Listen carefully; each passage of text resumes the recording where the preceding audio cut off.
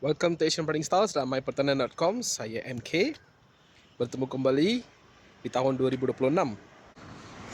Baik, saya tadi tengah berjalan-jalan di sekitar kawasan Kelang.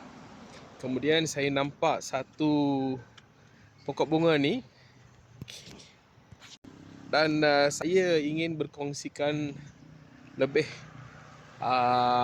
sedikit apa yang saya tahulah. Tapi saya percaya tuan-tuan, episod hari ni mesti akan menarik. Jom kita tengok.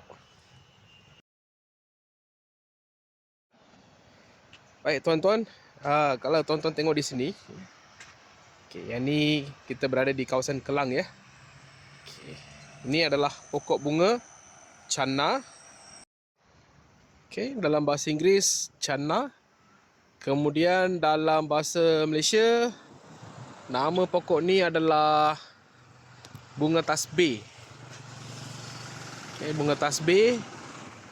Ada yang panggil dia bunga pisang, bunga ataupun pokok pisang, sebab dia punya daun macam ni kan. Lepas tu orang India panggil pokok ni sebagai Kalvalai. Kalvalai. Dan tuan-tuan, kalau tuan-tuan tengok ya, dia lebih tinggi daripada saya. Pokok bunga ni boleh pergi sehingga 8 kaki, 8.5, 9 kaki, kalau dijaga dengan baik lah. Agak bising sini sebab saya berada di tepi jalan. Nampak pokok bunga ni, of course lah, nampak bunga-bunga kan, kita terus jadi happy kan. So saya terus ambil je video. Interesting fact, kalau tuan-tuan tengok di sini, boleh tak bagi tahu dekat mana benih rasanya, boleh tak? Boleh jumpa tak? Di bawah pokok bunga ni, di bawah pokok ni, dia ada umbi dia sendiri. Dia ada umbi dia sendiri. So boleh ditanam menggunakan umbi ataupun boleh ditanam menggunakan benih. Benih, kalau tengok benih, ini yang sudah matang. Kalau sudah matang, nampak macam ni kan. Ini bukan seed pod jangan salah anggap. Seed pod dia averagely macam ni. Nampak? So ini adalah dia punya seed pod. Saya akan pergi ke nursery saya sekejap lagi. So daripada nursery saya akan tunjukkan macam mana dia punya sampel benih.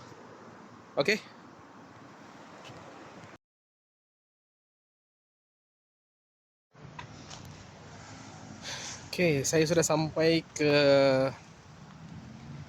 nursery. Unfortunately tak ada sampel. Tuan-tuan tengok di sini. Ini adalah benih seed pod. Ini adalah seed pod bunga tasbih. Ini adalah seed pod bunga tasbih.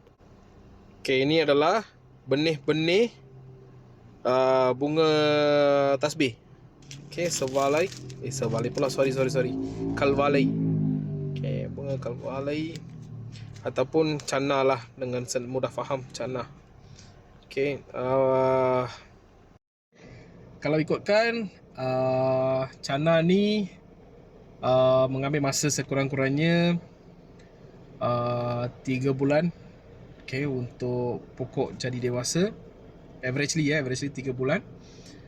Tapi saya akan cakap 4 bulan lah, sebab 3 bulan tu memang anak pokok belum besar lagi. Kalau nak proses, nak laju, nak cepat, mula daripada umbi dia bulb, tanam je bulb tu. Lepas tu dia akan keluarkan hasil, estimate dalam 2 bulan. Perbezaannya, satu, prosesnya panjang, iaitu benih, sebab benih kecil je kan. Umbi besar, umbi bukan kecil, dia besar. So dia akan dapat dalam masa 2 bulan. Dan melalui benih, kalau berjaya 4 bulan. Kalau berjaya 4 bulan, 3 bulan 4 bulan tuan-tuan boleh nampak hasil dia. Tapi kalau